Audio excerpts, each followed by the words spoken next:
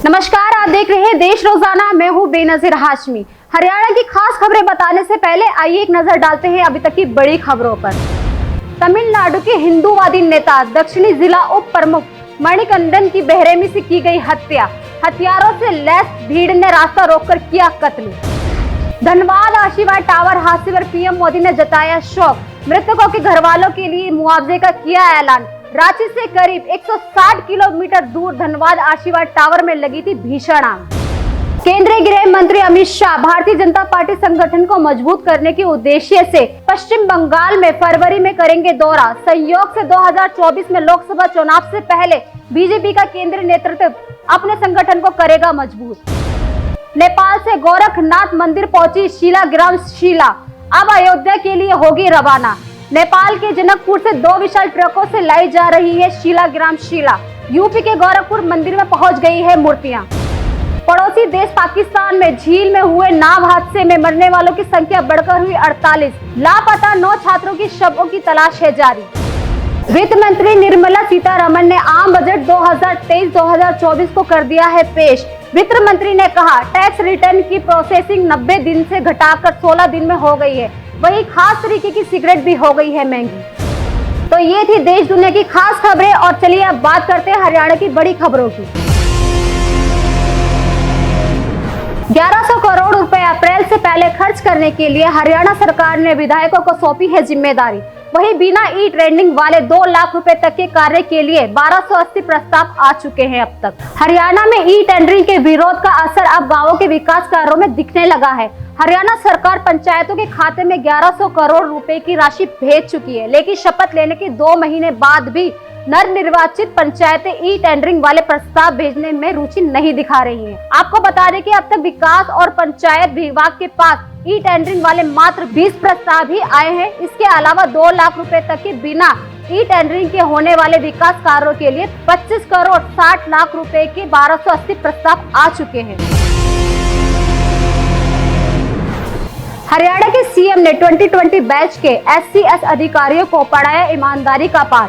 कहा भ्रष्टाचार नहीं होगा बर्दाश्त। सीएम मनोहर लाल ने अधिकारियों का आह्वान करते हुए कहा है कि एक अधिकारी के तौर पर आप सभी का समाज के प्रति अधिक जिम्मेवारी है, इसीलिए अधिकारी अपने कर्तव्य को निर्वहन पूरी तरह ईमानदारी और निष्ठा से पूरा करें।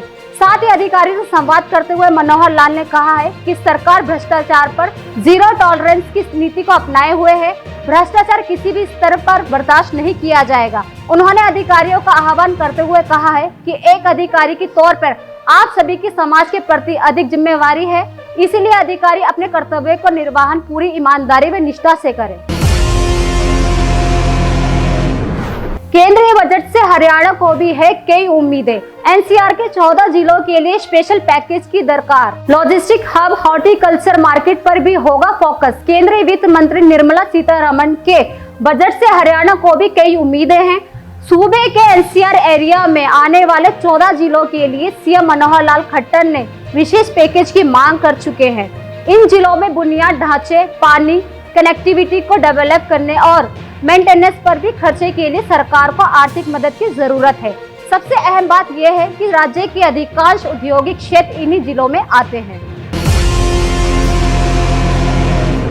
फतेहाबाद में मोबाइल टावर पर चढ़ा युवक। पीड़ित ने पूर्व सरपंच पर लगाए मनरेगा में घपले के आरोप। तहसीलदार ने कार्रवाई का आश्वासन देकर उतारा। हरियाणा में फतेहाबाद की गांव दरियापुर में एक युवक बुधवार सुबह करीब 5 बजे मोबाइल टावर पर चढ़ गया।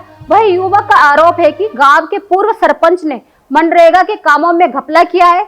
ग्रामीणों को जैसे ही युवक की टावर पर चढ़ने की बात का पता चला तो लोग मौके पर दौड़े। लोगों ने नीचे उतारने के लिए गुहार लगाते रहे, लेकिन युवक ने किसी की बात नहीं मानी। कई घंटों तक युवक नीचे नहीं उतरा।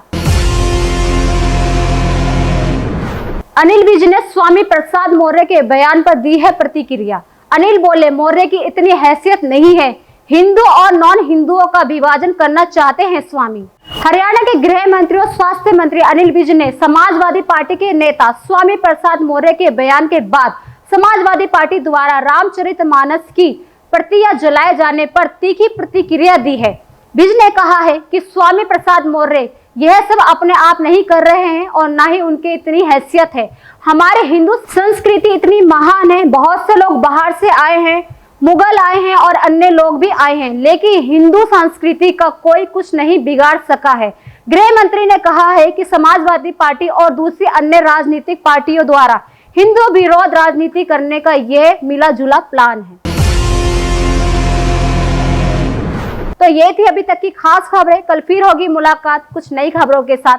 देखते रहिए देश रोजाना। नमस्कार। हमारे साथ जुड़े रहने के लिए देखते रहिए देश रोजाना का यूट्यूब चैनल सब्सक्राइब कीजिए। साथ ही देश रोजाना की खबरें सबसे पहले देखने के लिए प्रेस कीजिए बेल आइकन।